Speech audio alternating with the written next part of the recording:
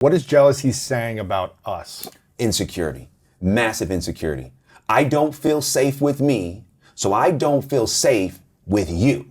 What do you mean I don't feel safe with me? Meaning, if I am secure with who I am and I feel good being alone, right? I feel safe in my isolation. I feel safe in my loneliness or periods of time when I'm by myself.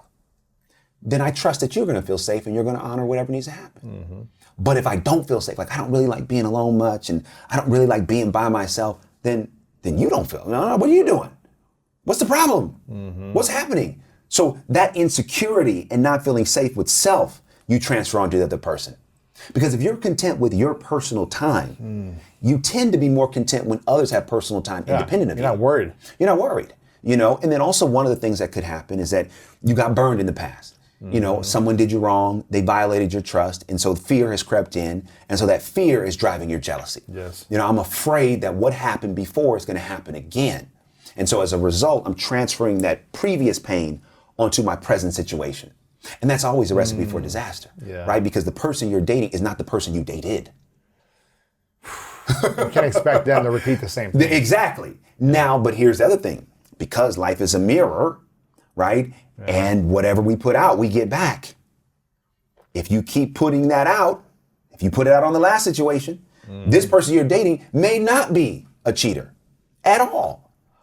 But if you don't trust them and you keep getting mad at them, you're going to push them away, they're going to want to cheat. It's like, you know, again, everyone still has to be the keeper of their... Not saying it's okay, yeah. Right, but that energy that you're putting out is sometimes the energy you get back even from somebody who may not be predisposed to do those sort of things. Not saying it's your fault that someone breaks their integrity. Correct. But you might have influenced it in a way. Correct. And so the person that's jealous has to, one, get control of that security, and two, get control of that fear. And also say, you know what? Listen, if that person I'm dating is foolish enough to step out on me, that's on them. That is on them. That's on them. Because they don't even realize what they just did. They don't even realize who they're missing out on. Right. Period. End of story. That's it. So on the other side of that jealousy is this idea that's not ideal in your head, that's just not true. So I feel like maybe until 5 or 6 years ago, I was probably, in my 20s, I was probably a 7 on the jealousy scale. Whoa. Then in my, I was very insecure. I had false confidence, but very insecure. Yep. Maybe I was like a 5 into a 7 in that range. And then in my early 30s, I was more of a 3. Right. And then when I hit 30, probably 3 or 34, I was like a 1 or a 0. And something switched inside of me where I was like, okay, exactly what you just said. If someone cheats on me or is flirting with someone or whatever, texting someone, that's on them. Yeah. It's not on me. And okay, goodbye. Like, I love you and I want the best for you. Right. And I don't know if that just took me time and maturity, but you, it sounds like you had this at birth. Well, I don't know if I had it at birth, but jealousy was never my issue. Yeah. You know, I've just never been the jealous type at all. You know, what was your biggest issue? My biggest issue has been and continues to be vulnerability. Being vulnerable. Very, very hard. Very hard. Expressing what I feel. Why is it challenging for you to express exactly how you feel in a vulnerable, non-frustrated way? I'll tell you why. Because I go back to, you know, Mr. Perfect? Mr. Perfect, for sure. I mean, that area of time, that period of time, you know, that wound, you know, losing my father, you know, this is devastating. I mean, you know, it was, and I talk about this in the book.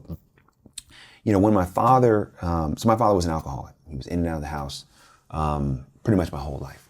And so when we would see him, most of the time, my memories of him were, you know, him being drunk. So he was like, I think when I was like, man, maybe 5 years old, he left.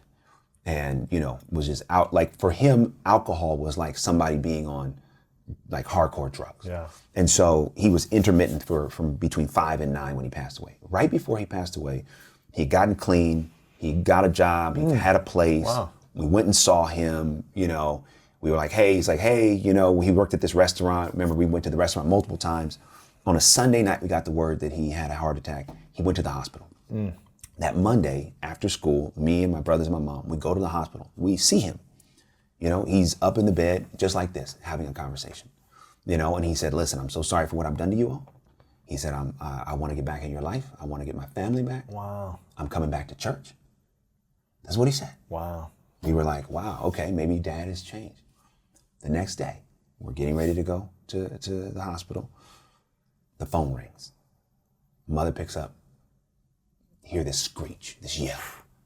I'm 9 years old, and I was literally sitting on the couch reading the Shel Silverstein book, Where the Sidewalk Ends, because we were reading that for class. My mom yells, and we knew what that meant. Mm-hmm. She's crying profusely. She rushes. She gets us in the car. We go to the hospital. One of my aunts is there. She is with us in the waiting room. My mom goes away for a long time, and then finally she comes and she says to me and my brothers, I want you to come with me. Didn't know where we were going. We go, what I now realize was the morgue. And there's my father. Wow. Laid out on a cold, steel slab. And she said, kiss your father goodbye. Wow. So we walk over, man. And I'm telling you, you don't know what cold is until it's the cold of a dead body. So I remember to this day kissing him on his forehead. And in that moment, I'm like, what the heck is this? I don't know. I don't know how to, I'm feeling stuff I don't even know how to deal with. So I'm just going to shut that down. Yeah. All the emotions. I'm shutting it down. I can't survive like this. Wow. I'm shutting it down. So, hey, I'll lean into Mr. Perfect and all these things. And so as that achievement started, from that age, I'm just gonna drive. I'm gonna put all my focus on succeeding, and I'm gonna get straight A's, and I'm gonna do this, and I'm gonna be on student council, and I'm gonna play basketball. Right. And I'm just gonna work my way out of how I never have to focus on how I feel, never have to do it. So as I did that, again, in the public, it's like, oh, successful, successful at school, successful at college, all this. But where I failed the most was in my personal relationships, because I couldn't express how I felt. Okay, DeVon, you're taking me out on a date, but how do you feel? No, I'm good. No. What's going on? Like, how do you really feel? Like, what are you thinking? Oh, no, I'm thinking great. No. That vulnerability, man, it was like a lock. And as I've been married, I've had to, even to this day, work on expressing the things that are hard to express, and not when I'm talking about a problem. It's easy to talk about problems. Oh, I don't like this. That's easy. But this makes me feel really good. I really like when you do that. I really love this. Here's what I really feel about it. I'm really afraid about that. You don't say those things as frequently as you'd like. I don't say those things as frequently as I want to. And I realize the especially, with us being in the position that we are we've been blessed to be able to help people. The only way that we can continue to grow in that help is to grow here and to grow in that vulnerability. And that's something, man, that I work on, because in some instances, man, it feels very uncomfortable, really uncomfortable. It's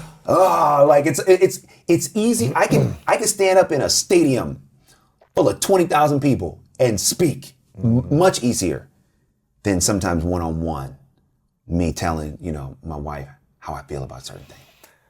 Man, that's powerful.